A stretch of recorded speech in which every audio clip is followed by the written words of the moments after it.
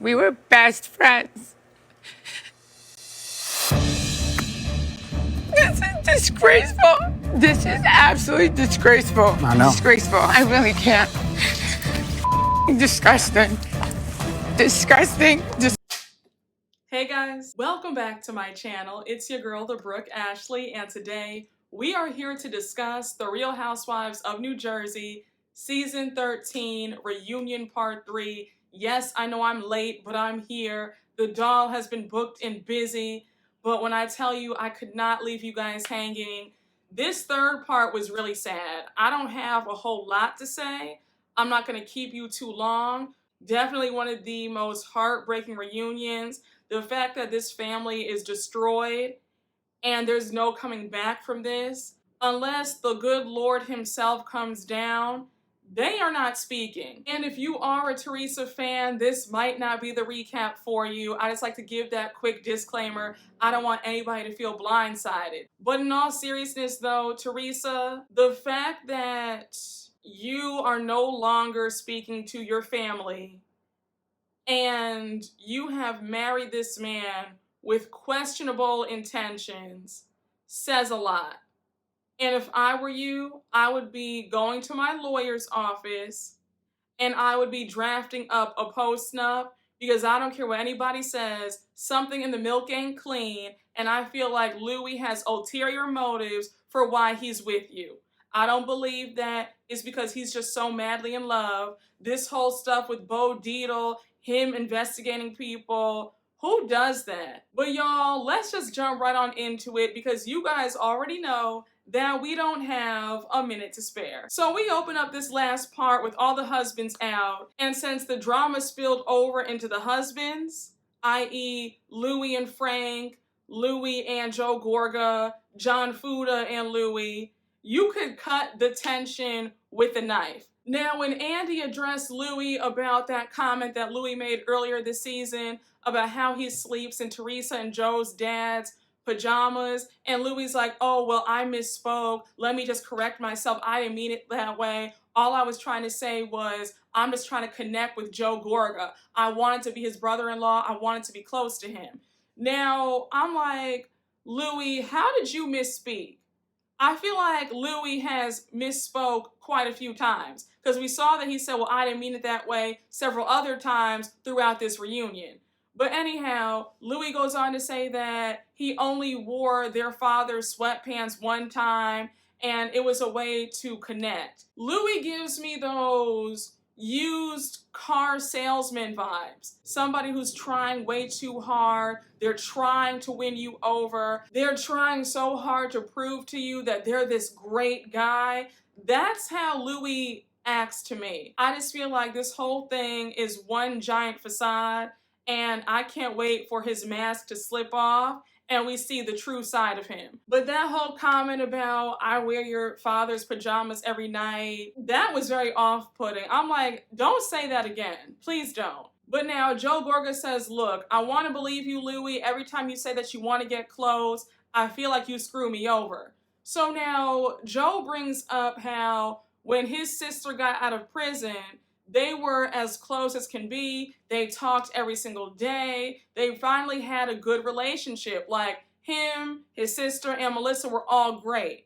So now Teresa jumps in and she's like, well, that's because we were filming. So Melissa jumps in and she's like, Teresa, why are you always so negative? Every time we say something, you always have to have a rebuttal. You always want to negate what we're saying. Like, what is your problem? Can't you just own that, yes, at one point we all were good? Like, why can't you just acknowledge that? When Teresa brought up that whole thing about how they never invited her out to dinner, I'm like, you've got to be kidding me. We already saw in part one, Melissa had the receipts. She had the pictures of you, her mom, her sisters, her neighbor Shane, who had a crush on you. You guys all went out to dinner.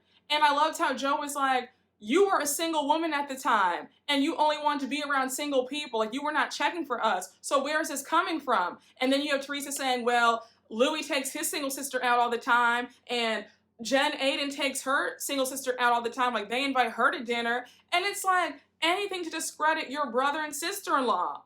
And Teresa, I'm willing to bet that when you got divorced from Joe Giudice, You were probably out with your girls. You probably did not want to be around a whole bunch of married people. And that's understandable. And let's be real for a minute, right? Since Teresa is the quote-unquote star of the show, she's the OG of Jersey, that's a good look for Melissa and Joe to be seen out with her. So even for selfish reasons, I could definitely see your brother and sister-in-law inviting you out. So again, this whole argument about, oh, well, you didn't invite me out to dinner, I don't believe that. I think that Teresa wants to grasp at straws, and it's anything to make her brother and sister-in-law look bad. So Melissa jumps in and Teresa dismisses her. She's like, you know what, Melissa, I don't want to talk to you anymore. I'm talking to my brother. You shut up. All you do is lie. Now, Teresa, you and I would have had it out because how dare you? That's Melissa's husband. And for all my married subscribers, if you wouldn't mind getting down in the comments and letting me know if I'm right or wrong on this. Whether you're religious or not, I was taught that when you get married, your spouse is number one.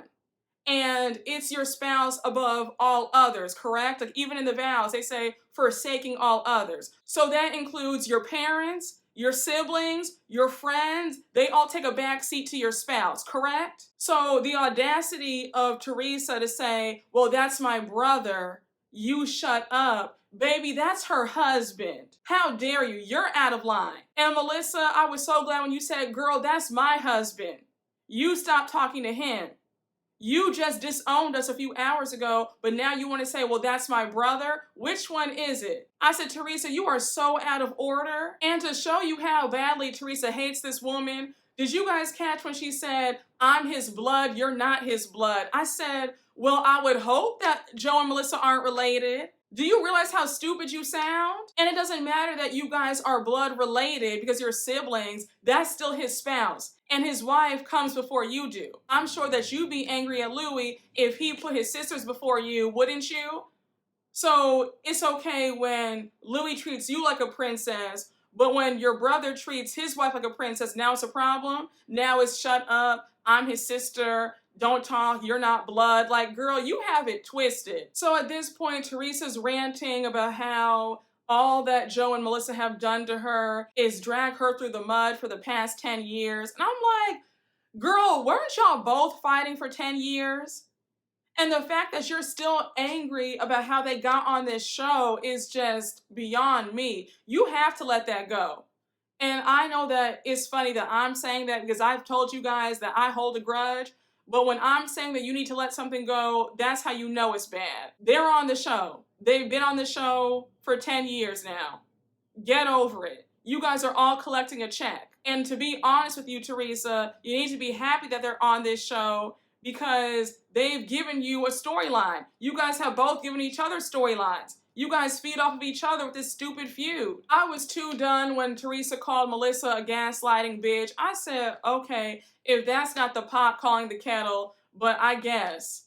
Again, this is sheer delusion that Teresa thinks that she's right in all this. We get to the whole segment with Frank. Of course, Andy's asking Frank, why did it seem like Frank had a hard time letting Dolores go? So Frank says, it's nothing sexual. I just feel like Dolores is my best friend. I love her to death. Despite our being divorced for over 20 plus years, like, that's my girl. And it took some adjusting because we created this very unorthodox dynamic with our family. Now I'm like, Frank, let's just call it what it is. You felt threatened about Paulie coming into the picture because you feel like with Paulie in, then you might be out. And if you're out, then that means there's no more check for you because we all know that the Bravo husbands get paid. So I think that this whole thing about you being upset about Dolores having a boyfriend and a real relationship this time around, I think it all stemmed from the fact that you felt like you were being pushed out of this show that you've been on for quite some time. So of course, Andy brings up Frank's living situation, how he still lives with David, who happens to be Dolores' ex-boyfriend. So Andy wants to know if Frank is paying rent. Now, Frank, the fact that you couldn't give us a straight answer, that clearly shows that you don't pay rent. Because if you do pay rent, you would have just said, yeah, I do pay the rent. But you were like, oh, well, all I'm gonna say is this. I take care of a lot of stuff around the house. I said, oh, so I guess you pay for groceries every once in a while? And you might give him $10 for the light bill? Is that what that is? Frank gives me such grifter vibes because that whole living arrangement, living with your ex-wife's ex-boyfriend makes no sense. And the fact that you're not paying rent, I said, okay. Ladies, may we get a word? Hide the money, y'all. There's poor people around. With your broke ass.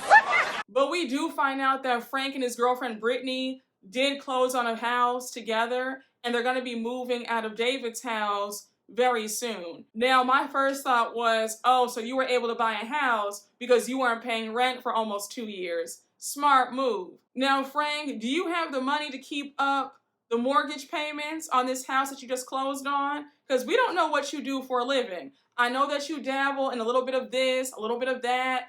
Construction, you were a lawyer who got disbarred. Now, you just do a whole lot. You're like a jack of all trades. So I just said, I hope that you have the money to keep the lights on this new house for you and your girlfriend. And Brittany, I hope your name is on this house since you're not married to him. But anyhow, we now move on to Bill. Andy reads a viewer question asking Bill, why does he hate his family so bad? Why is he always in the pool house? So of course you have Jen saying, oh my gosh, that's just so mean. And then Bill says that he picked a profession that isn't suitable for having a family, and how he's not in the pool house all the time. He's really only in there for like 30 minutes or an hour. Now, I'm not buying it. I feel like Bill and Jen rehearsed these answers so that they won't look as bad. But I just feel like all the bitching that Jen did all season, I highly doubt that he's only in the pool house for 30 minutes. Because the way she went on and on and on about, oh my gosh, you're always in the pool house for hours on end, and I'm like a single mother with all these kids. So I'm like, now it goes from that to, well, he's only in the pool house for an hour or 30 minutes. I'm like, okay,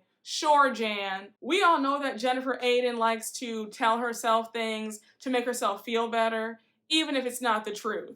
So I said, girl, if that's what you want to tell us now, then I guess we'll believe it. But again, I believe that Bill's in that pool house for hours on end, trying to get away from her. I also thought it was interesting when Bill went on to say that he works very hard to make Jen happy and how he doesn't want to fail at his marriage. Now I said, well, you you high-key failed 10 years ago when you cheated on your wife while she was pregnant with your 4th child. But I digress. And before any Jennifer Aydin fans try to come for me in those comments talking about, well, marriage isn't a fairy tale, listen, I saw some fabulous examples up close in person, my parents being a fabulous example. So miss me with all that. Marriage isn't a fairy tale and it's hard and people cheat and it is what it is. It's not the worst thing in the world. That might be the case for some, but as for me, that's a deal breaker. So I just want to say that now before anybody gets to typing about how Jennifer Aydin and Bill Aydin have this wonderful marriage. Y'all, when I tell you that this final part wore me out, okay? Like everybody got on my nerves, and as you can see, anybody can get it. But y'all knew how I felt about Jen and Bill Aydin, so you can't even be surprised. But anyhow, we jump over to Paulie and Dolores, and I thought that Paulie's answers were interesting. When Andy was asking Paulie about how close is he to his ex-wife or his soon-to-be ex-wife, and he said, oh, well, you know, she's still my ex, right? And I was like, what does that mean? Are you guys good or are you not?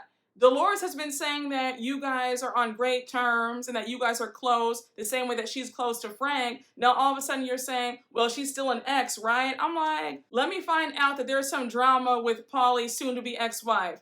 And Paulie, that's a hot mess that you still haven't divorced your wife. And I also thought it was interesting when Andy made the joke about when is Paulie gonna put a ring on it and propose to Dolores. And he said, oh, well, Dolores, she doesn't want to get married anymore. And Dolores said, excuse me? Like, who told you that? Like, who said that?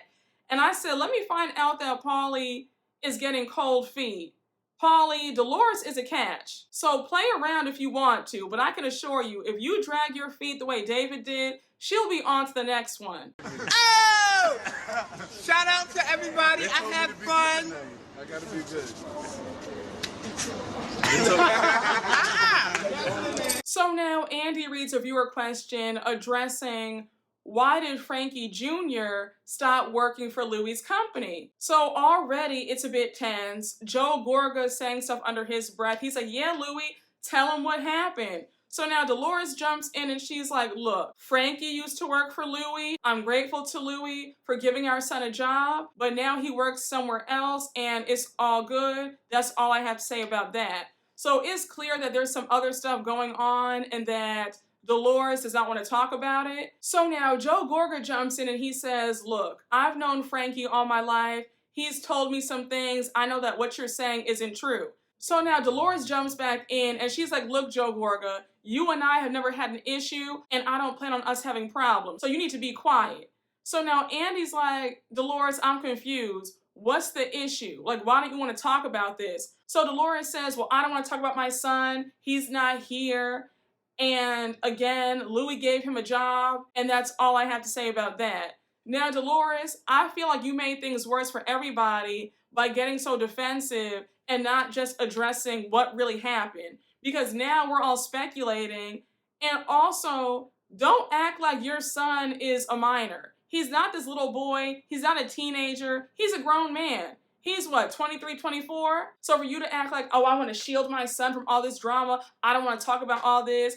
To me, it felt like you're afraid of Louie and Teresa, and that's why you wanted to keep quiet about this, because it makes no sense to me. If everything was okay, if everything ended on a clean slate, then why are you so reluctant to talk about it? You getting upset is a dead giveaway that something more happened. And like I said, I think that Louie has ulterior motives. I don't think that he's this wealthy businessman like he's trying to portray. I think that we're going to find out a lot of skeletons in his closet later down the line. And we're also going to find out that his finances are not what he tried to portray them to be. That's my honest opinion. And did you guys peep how Louie kept fidgeting in his seat? He looked visibly uncomfortable, like he didn't want the truth to get out either. So they move on. Even Andy's like, well, this certainly begs more questions. Like, I'm still confused. And now John Fuda interrupts and he says, Andy, may I ask Teresa and Louie a question? Why did you guys have me and my child's mother investigated? So Teresa's like, what? Excuse me? Louie's like, what are you talking about? So baby, John Fuda had the receipts. He's like, look, I know for a fact that Bo Dietl was calling up the prison where Jaden's bio mother is at. Why are you sitting up here investigating my child's mother? Like, what's your problem? When I tell you, John Fuda said about 2 words this entire season, but at this reunion, he said, oh no, it's my time to shine. Because when I tell you, he had me screaming. He was not here for Louie at all. He said, leave my child out of it. And then when he said, look, I know for a fact that it was you. I said, let me find out. John Fuda said his wife might be boring, but he's about to save her spot by stealing the show at this reunion. I said, I know that's right. I said, you better secure that season 14 bag. Teresa, in a situation like this, learn how to keep your mouth shut. Because you didn't make things any better saying, well, do you have proof? Do you have proof? I only believe the proof. Like, can you prove it? If you're innocent, then why would you say, do you have proof? If I'm innocent, all I'm saying is I didn't do that. And I can show it to you that I didn't do it. But I wouldn't be saying, well, do you have proof?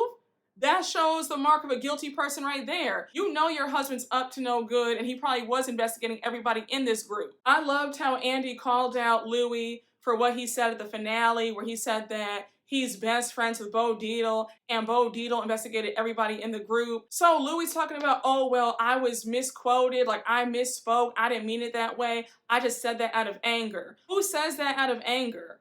That's a lie right there. And even Margaret was like, well, how did you misspeak when you said that the next day after the whole party?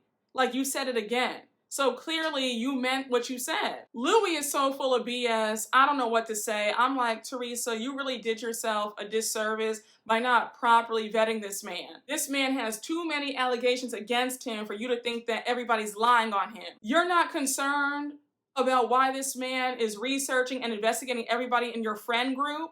That's not alarming to you? So now Rachel Fuda jumps in and she says, me and Melissa went out to dinner a few months ago and Bo Dietl was sitting at the table next to us. What are the odds of that happening? Obviously, you're following us all around and you are spying on us. So now John Fuda yells out that he's got Teresa and Louie's card. And then you have Teresa saying, really, John? Really? And I said, yes, girl, really. Your new husband's out here investigating people, trying to find dirt on somebody's biological mother who's in prison, and you want to be mad at them for calling you and your husband out? Like, what world do you live in? Teresa is not used to being challenged, especially on this platform. So when somebody actually gives her a run for her money, she can't take it. She was so caught off guard by John Fuda, she wasn't ready. He does not give a damn if she's the OG of this show, the star of the show. She better leave him and his family alone. I said, I know that's right. When Andy addressed Louie about how there was a hired security guard downstairs for Teresa and Louie came up with that story about how they've both been harassed for the past week, receiving death threats. And I'm like, how convenient.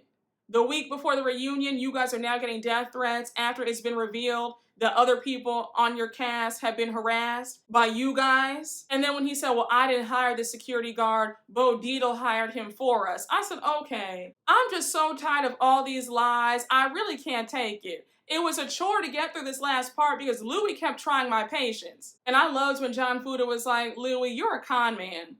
Like, let's just stop these games. You're a con man. You're a con artist. Like, please stop. So now we see Margaret and Louie go at it because Louie is accusing Margaret of talking to the person who's harassing them. So Margaret's like, okay, if you want to go ahead and play this game, let's play.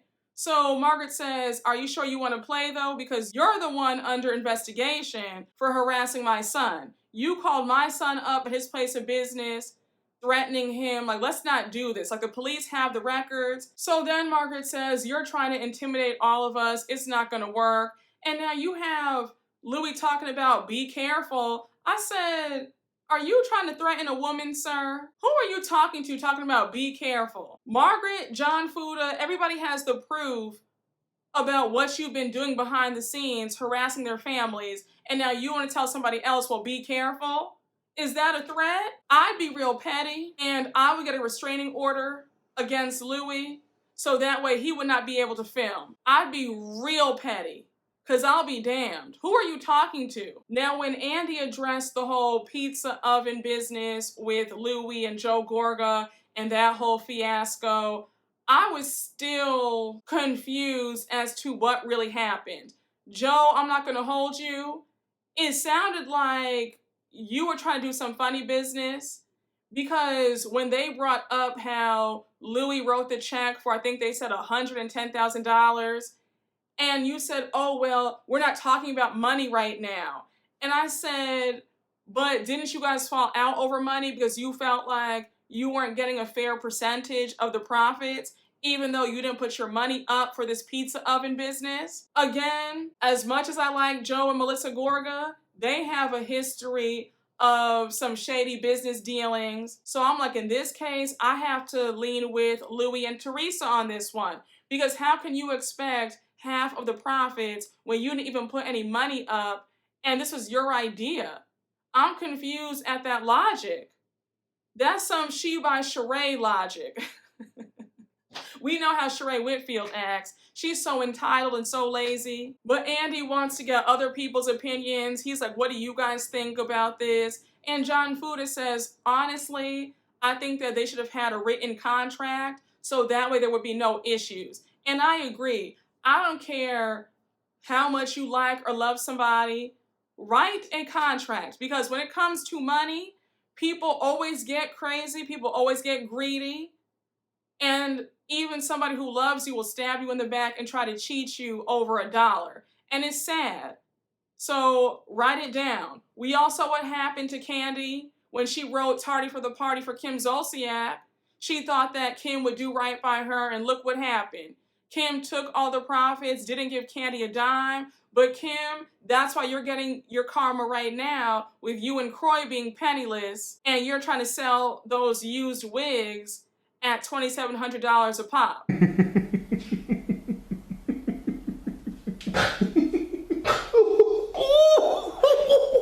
So since they're on the topic of business fallouts, Andy wants to address the comment that Joe Gorga made about Dina's husband and Louie having some business deal that went south and now they're no longer friends. So Louie says that's a lie, that never happened. Joe just likes to lie just because. So now you have Joe calling Louie a woman abuser, and Teresa was upset. She was like, excuse me? He treats me amazing. He treats me like a queen. Like, why would you say that? And I was like, that's very telling that Joe would say that. Louie's history with all of his ex-girlfriends and ex-fiancés and ex-wives, there's something to that. And that's all I'm going to say about that. But everybody cannot be lying on Louie. And I feel like Teresa has blinders on because they're in the honeymoon phase and everything is all good. But when it wears off, and with this show being on pause and the money not coming in like it once was, we're going to see Louie's true colors. And I hope that he's still treating her like a queen and a princess then. Andy asking Joe how he felt hearing Teresa say that she believes that him and Melissa are the ones who put her behind bars. He's like, that's crazy to me, that's pathetic. Like, why would she even say that? And I loved how even Andy said the fact that Teresa is standing for Jacqueline Larita, that's the biggest joke of the century. You hated this woman, and now you're saying that you believe what she's telling you? And Teresa, you just look foolish. For you to say that I trust Jacqueline and she doesn't lie. Teresa, you have to realize that Jacqueline Larita has a motive to be on your good side, right? She wants to be back on this show. She wants that Bravo check again. And Bravo, please don't even think about it. I didn't like Jacqueline when she was on the show. I don't want to see her now. So now the cheating rumor about Melissa making out with some man in some car gets brought up. So Joe says, yeah, that whole night was crazy. They were telling me that it was multiple men that she was hooking up with. And I'm like, you guys are just so hateful. Y'all are so jealous of the fact that Melissa and Joe do have a great marriage. Say what you want about them. They are still attracted to each other. They still love each other. Like, Joe can't get enough of Melissa. And I think that a lot of people want to see them be divorced or apart because they wish that they had what Melissa and Joe have. And the fact that people have been lying on their marriage for so many years now, it's like, give it up. Give it a rest. Like, let's be serious right now. We all know that if Melissa was out here with other men and there were pictures, these pictures would be plastered all over Page 6, Us Weekly, People Magazine, In Touch Weekly, The National Enquirer. You guys know good and damn well Melissa's not that stupid where she'd be risking her whole marriage with everybody coming out with their phones to take pictures. Like, she wouldn't do that. So the question comes up about, did Teresa tell Joe that he could do better than Melissa? So Teresa's like, no, I never said that. I would never say that. And I'm like, Teresa, girl, we all know that you hate Melissa. It is not out of the realm of possibility like you wouldn't say that. You hate that woman. So here's where things get really messy. Joe reveals that it was Gia who said that. And now Teresa's like, you should feel ashamed of yourself lying on my daughter. That's disgusting. So now she calls up Gia and she's like, hey, babe, I have to tell you something. I'm at the reunion. And now she gives the phone to Andy. And Andy asks her, Gia, did you say that your uncle could do better than Melissa? So now Gia's on the phone saying, Zio, Joe, you're just so disgusting to even accuse me of that. I don't know why you're lying on me. But no, I would never say that. I was like, okay. Of course you're gonna lie for your mom. That's your mom. And you don't like your aunt. So this whole act about, oh, my uncle's lying on me, I would never say that. None of y'all like Melissa. Just be honest and own it. I didn't believe this. I believe that one of them said that. So at this point, you have Teresa saying that it's disgraceful. Joe should feel ashamed of himself to lie like this. And then she's like, we used to be best friends. Like, we were just so close. We talked every day. We always hung out. She's in tears at this point. So now she gets up to leave and she's screaming at the top of her lungs. She's screaming out, and don't you follow me. This is not the way I would raise my children, ever. Mommy and Daddy, you should be ashamed of yourself. She's embarrassed. And don't come following me. And we see her crying backstage. She calls Gia up again. She's like, I can't believe that your uncle would say this. And Gia's like, oh, Mom, don't cry. Like, don't cry. You're going to be done with this soon. Like, don't worry. So now Louie comes backstage to console Teresa, and he's like, well, babe, I feel like maybe Gia said to him that he could do better in this situation. That's what was said. And he's misinterpreting it as somebody saying that he could do better than Melissa. Now, Louie, you really think that we're idiots. It went from nobody said any such thing to now, well, I think that Gia said he could do better in this situation. Y'all are all liars. One of y'all said that he could do better than Melissa. Now you're trying to backtrack because you're caught, and now you want to lie. But rest assured, one of y'all said something. And that's the dumbest answer I've ever heard, saying, well, she said he could do better in this situation. I'm like, you guys don't even know how to lie right. At least make the lie make sense. Like, you guys all sound so dumb. So Teresa's still crying. She's like, I don't want to go back out there. I'm just so done. That's why he's going to be out of my life after tonight. Andy gets up to try to console her. He's like, look, Teresa, we only have a few more minutes left. Just come back out and let's just finish this up. Like, I'm tired too. And Andy is a lot kinder than I am, because I would have said, girl, if you don't get your behind out on this stage before I dock your pay, don't play with me. We've all been sitting out here for the last 12 hours. You're not exempt from this. If you want your paycheck in the mail, you better get your behind out here and finish up these last 15 minutes. These women get beside themselves because they feel like they're the star and they're irreplaceable. Sweetheart, this show can be gone tomorrow. They can replace you at any time. Nobody is the show. I hate to break it to you, but I would have said, Teresa, you got 2 minutes to get back out on that stage, or else I'm docking your pay and you're fired. Like, I'm not doing this. Who are you? Everybody's upset. Everybody's hurt. Everybody's tired and hungry. So Teresa gets back out to join everybody else. And Andy's like, you know what? Let's just finish this up. Obviously, there's going to be no resolution between this family.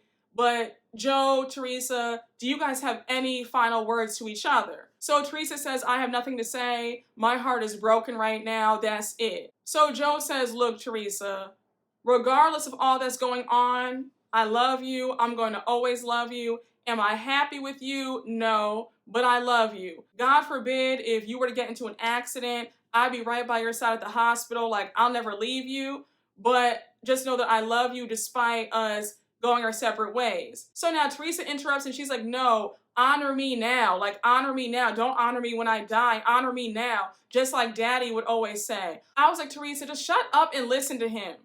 He lets you speak. Let him get his last words out. He's still trying to tell you that he loves you despite all this mess. Why can't you just take that? Like, just accept that. I thought it was devastating. I think, was it Joe who said, well, I'll forget about you and you forget about me. And I was like, damn, we are really watching a family fall apart in real time. Like, I'm not gonna hold you guys. My eyes welled up with tears because I said, this should not have gone as far as it's gone.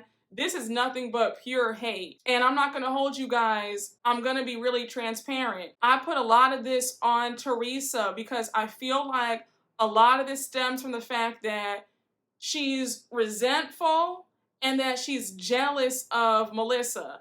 And I really feel that the true issue lies in the fact that her brother is married and he no longer has the time to devote to her. And I really feel like they could come together if, unfortunately, Joe and Melissa divorced. Now, when Andy dismissed the husbands, we see Louie walk over to Frank and Joe Gorga to shake their hands. And then we see him walk over to John Fuda. And he's like, oh, by the way, Rachel, I think that you're a fantastic mother. I really think that you're just amazing. And then he goes over to John and he's like, John, I would never investigate you. And he's trying to shake John Fuda's hand and John was not having it.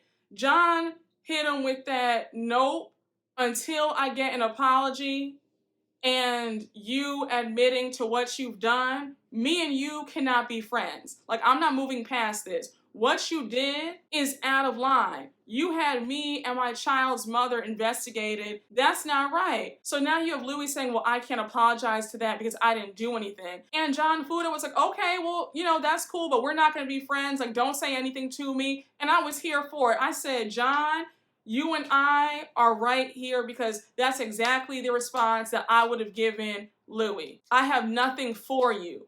The fact that you can't even be man enough to admit to what you've done, you still want to lie? It's pathetic. I said, Teresa, you really picked a winner, huh? So now we close out this final part with the ladies going around the room.